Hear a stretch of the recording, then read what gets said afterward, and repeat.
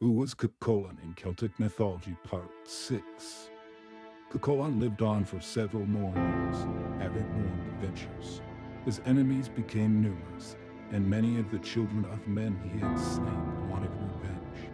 None, however, were more bitter than the queen whose plan he had thwarted, Queen Maeve. Despite him sparing her and ensuring she lived, she harbored growing hate and resentment towards the hero. Her brooding and bitterness continued for years, and she plotted ways to exact revenge upon him.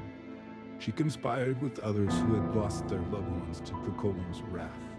One, a man named Lugaid Mac Conroy, whose father had been slain by Cú Chulainn years earlier, was consumed with the obsession of killing Cú Chulainn. And another named Eric Mac Caircraig was the son of a king slain by Cú Chulainn.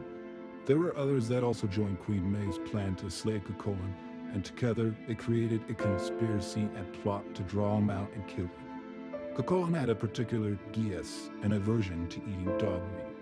As his namesake was Chulainn's hound, he forbade himself from eating it. Breaking a geas was something that could greatly weaken the hero.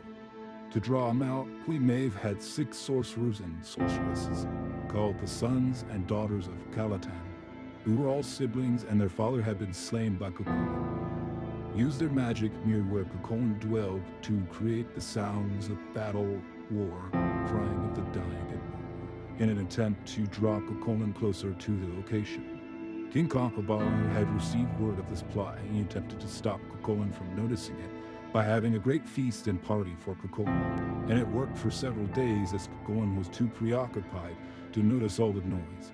But Concobar knew he could not keep it up forever and decided to move Cú Chulainn to the Valley of the Deaf because no noise could enter. The sons and daughters of Calatan soon realized their plan was not working, and one of the daughters disguised herself as Niamh, a friend of Cú Chulainn's, and entered the Valley of the Deaf. There she met Cú Chulainn and told him he was needed in battle, and Cú Chulainn was successfully lured. Cú Chulainn saddled his horse, the Grey of Macha, the king of horses, gathered his weapons, and called his charioteer, Leg, the king of charioteers, to his side. Completing the trio, Cú Chulainn was the king of warriors, and together they rode out to battle. As he was riding out, he saw an old woman washing clothes in the river. He asked whose gore-stained garments she was washing. She replied that they were Cú Chulainn's, who was going to die today. Cú Chulainn drove on. He came to a group of one-eyed hags on the side of the road who were roasting a dog on a spit. Cú Chulainn attempted to avoid them because his geas forbade him from partaking in eating a dog. But as he passed, they called out to him and offered the dog to him to eat. Now, Cú Chulainn tried to politely refuse, but he was also under another geas, one that forbade him from refusing hospitality, and it was a stronger geas than his aversion to eating dog meat. He was compelled to eat the dog meat, and as he ate it, he felt all the strength leave his left arm and leg, and half of him was now no stronger than a normal man. It is thought that these may have been the Morrigan, these hags, returned after her defeat at the hands of Cú Chulainn, taking advantage of this plot to exact her own revenge upon him after he refused her advance years earlier. He continued on and came to encounter the 3 sons of Calatan. Lugaid and Eric were also there with them. It had been prophesied that the first 3 spears Cú Chulainn cast during this battle would kill 3 kings. One of the sons asked Cú Chulainn for a spear, or he would insult him. So Cú Chulainn gave him one, throwing the spear with such ferocity it went through the man's head. Lugaid picked up the spear and threw it back, and it hit Cú Chulainn's trusted charioteer, Leg, killing the first king. The second son came forward and asked for a spear. Cú Chulainn refused, but then the man threatened to insult Polster, and with that, Cú Chulainn threw another spear through the second son's head. Eric picked up the spear and threw it back, and it hit the Grey of Macha, killing the second king, the king of horses. At this, Cú Chulainn was greatly grieved. The third son stepped forward and asked for a spear. Cú Chulainn refused again, but then the man threatened to insult his family, and Cú Chulainn threw a spear through his head.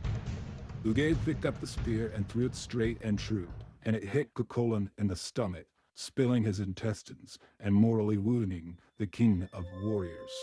But Cú Chulainn did not die in that moment, and his ferocity was renowned. Even at this point, his enemies refused to approach him.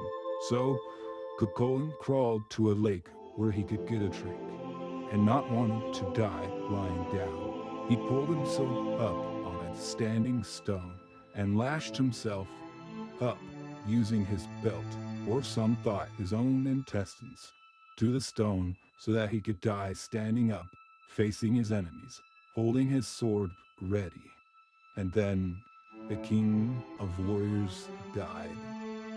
The men stayed back for 3 days, fearful that Cú Chulainn lived still, until a raven, some think it was the Morrigan herself, perched on his head, indicating he was finally dead.